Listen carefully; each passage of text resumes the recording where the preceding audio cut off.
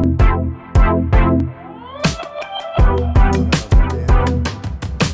sou de Fortaleza, no Ceará. Me recuperei na fazenda de Pacatuba. Fiz minha recuperação em 2008, 2009. Eu venho de uma história de muitas dores, né? Como muitos. Eu tenho na minha vida carregado comigo, mas sustentado pela liberdade que a palavra me deu. O meu pai, ele era um preso político, foi preso político e viveu um tempo preso. E quando eu tinha entre 6 e 7 anos de idade, ele voltou para casa. E como fazia muito tempo que eu não via meu pai, depois que ele chegou da prisão, ele chegava à noite no trabalho e saía de manhã muito cedo. E eu não conseguia vê-lo. Eu sabia que ele estava em casa, mas eu não conseguia encontrá-lo porque eu queria dar um abraço nele, ver meu pai. E um dia ele chegou, eu estava esperando ele e a surpresa minha, quando eu abri a porta do meu quarto, do quarto do meu pai e da minha mãe, meu pai estava tentando matar minha mãe, sufocando ela. Eu saí do quarto muito rápido e fui para o meu quarto. Fiquei a noite inteira encostado na parede e rezando e pedindo a Deus que a noite terminasse, para que aquilo para mim iria acabar, que durante o dia não iria mais acontecer porque ele não estava em casa. Mas toda noite que ele chegava eu não conseguia dormir. E desde esse dia eu coloquei meu pai como o maior inimigo meu, da minha mãe. E muitas vezes eu tentava expulsar ele de casa jogando pedras, paus nele, e ninguém entendia o porquê. Quando meu pai se separou da minha mãe, nós fomos morar, eu, minha mãe e minha irmã. Eram tempos muito difíceis. Minha mãe não conseguia emprego, porque era um tempo que a mulher ainda buscava o seu trabalho, né? Em 1974, 79. Eu lembro que sofri, hoje se chama bullying, né? Sofri muito bullying, eu e minha irmã, nas escolas, porque nós éramos filhos de pais separados, né? Então, são coisas que marcam a vida da gente. As noites, para mim, elas sempre foram muito tenebrosas, de muitas dores, né? Muitas escuridões. Então, mudamos de endereço, cresci e nós fomos morar em um outro local. Eu, jovem, com 16, 17 anos, praticava esportes, jogava basquete. E fui convidado por um clube, para participar de um clube e participar da inauguração do ginásio da cidade e jogar com o time da seleção brasileira de basquete. Era tudo que eu queria na vida, era conhecer aqueles times do Oscar, do Marcelo. E só que eu tinha 17 anos, era menor e tinha que fazer concentração de um dia para o outro. E eu nunca tinha dormido fora de casa e protegendo minha mãe, sempre naquela proteção da minha mãe e da minha irmã. E na primeira noite que eu dormi fora de casa na minha vida, entraram 7 assaltantes lá em casa, violentaram a minha mãe, minha irmã, a funcionária aqui lá de casa, meu tio que estava passando de férias.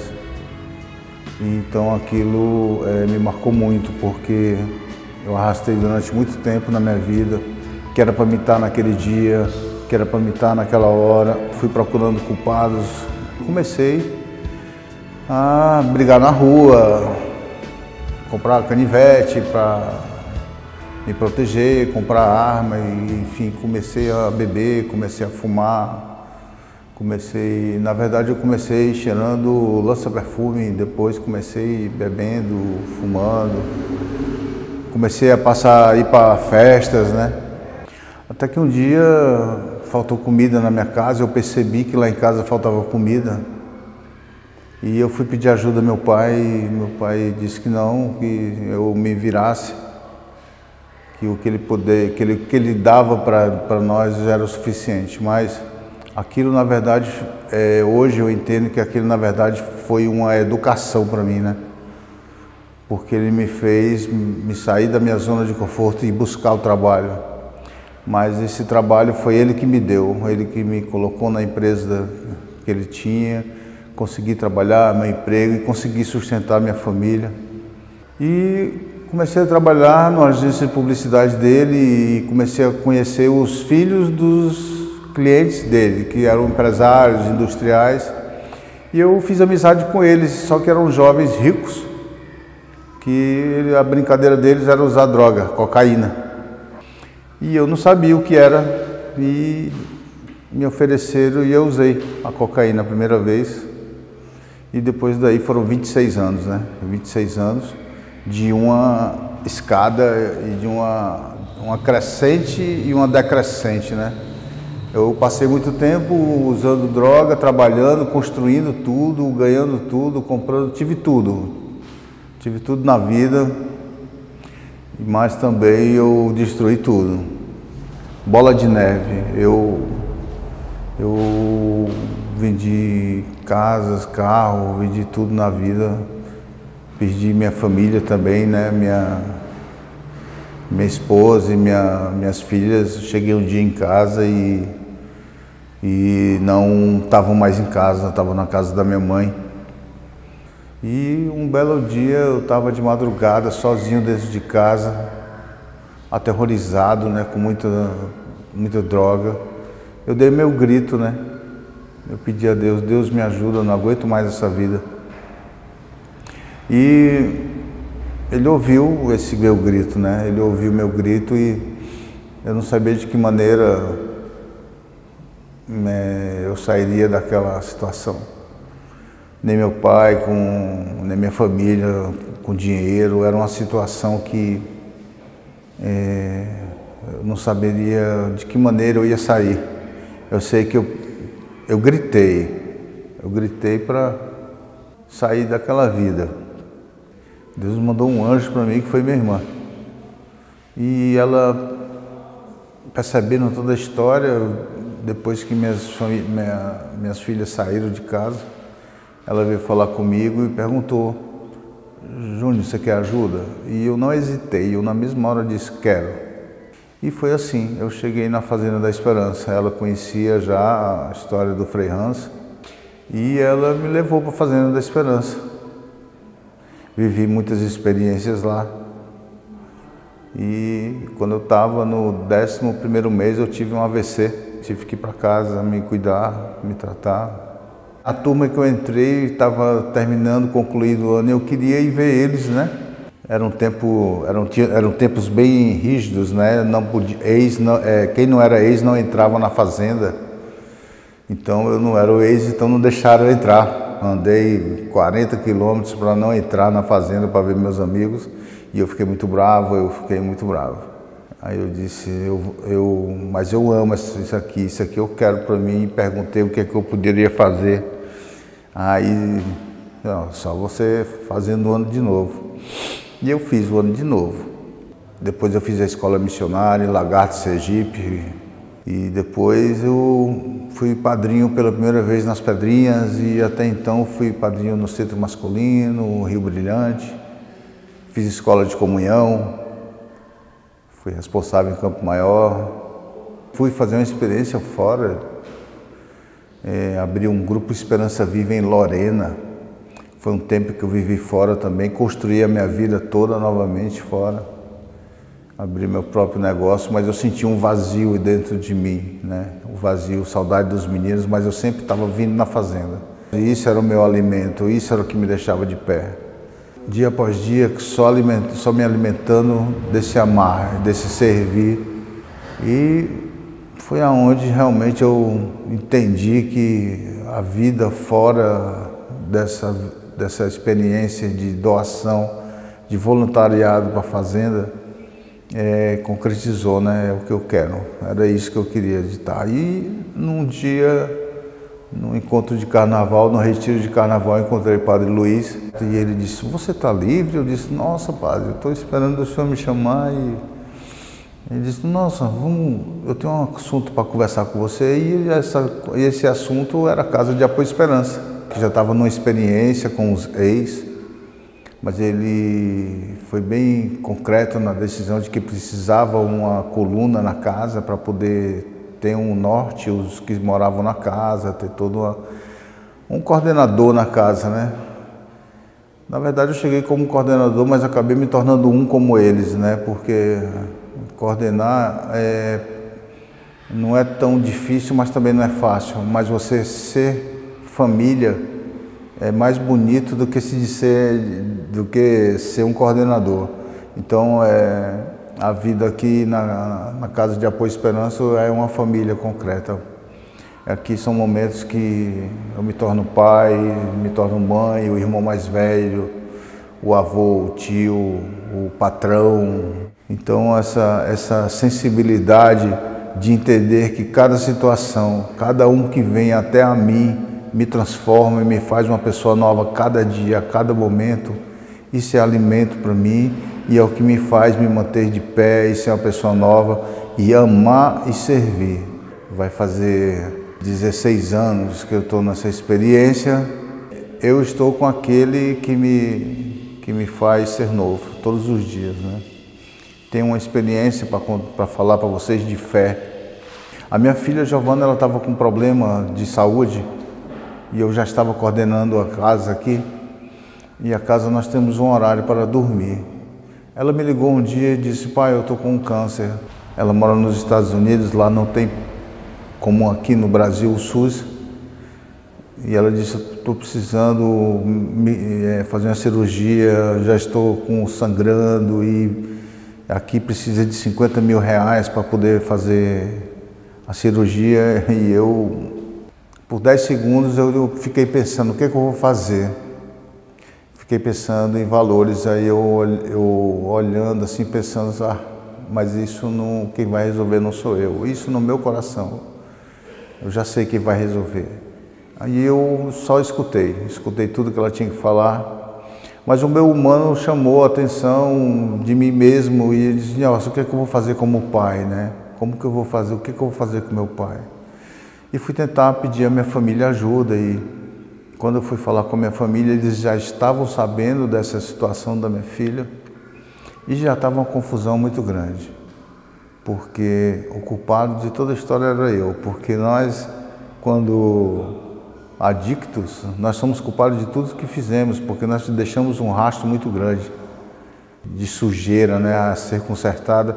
Então, quando veio um negócio desse, o culpado fui eu, mas eu entendi todo a carga negativa que foi até minha família, mas eu apenas devolvi minha paz. Eu digo, não, tudo bem, quem consertou, quem me ajuda todos os dias vai me ajudar também.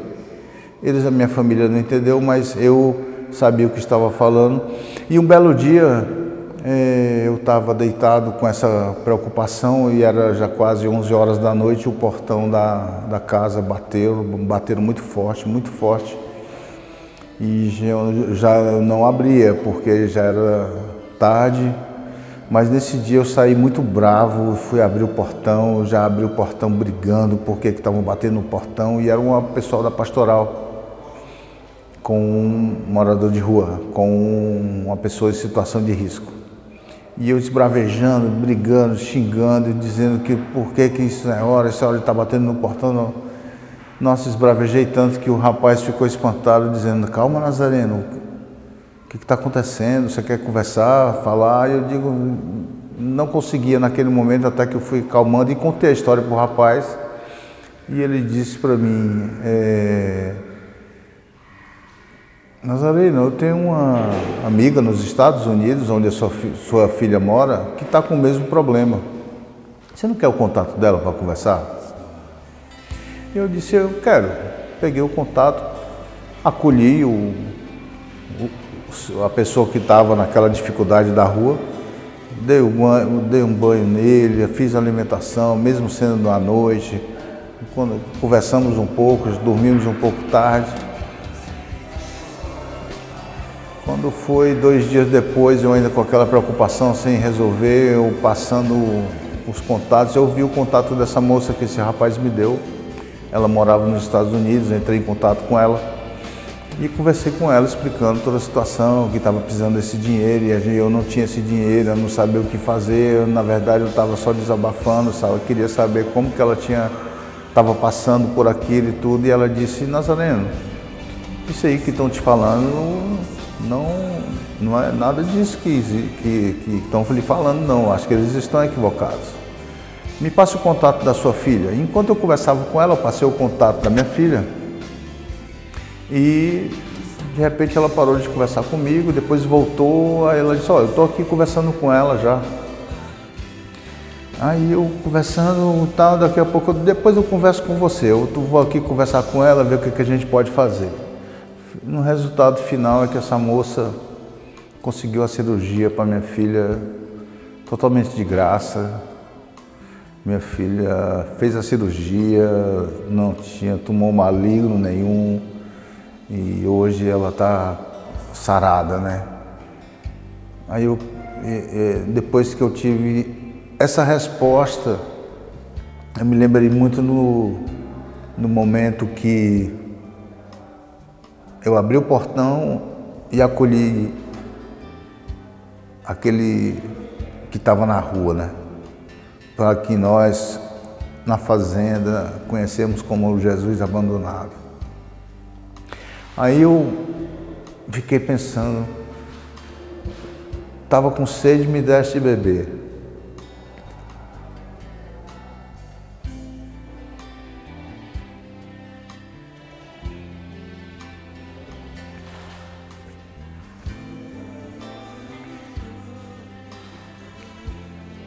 Estava com fome, me deste de comer. Foi ali que eu entendi que ele se apresentou para mim. E foi ali que eu entendi que ali era aonde tudo ia acontecer, né? E aconteceu. E interessante é que depois de tudo isso, essa história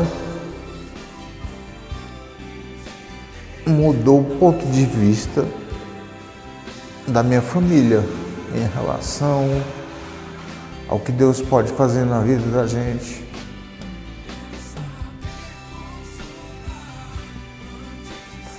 Quando a gente tem fé, né?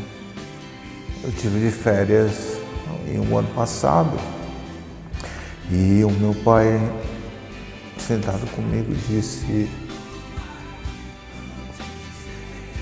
meu filho, hoje em dia eu tenho uma visão de Deus completamente diferente por causa de você. Então essa era a experiência de fé que eu queria contar para vocês, né? Porque tenho muitas, mas essa é uma que me marcou bastante, porque foi um encontro ao abandonado, né? Um encontro a esse Deus se apresentou em mim, aquele que me salvou se apresentou para mim e disse: eu estou contigo até o fim dos dias, né? E eu acredito nisso.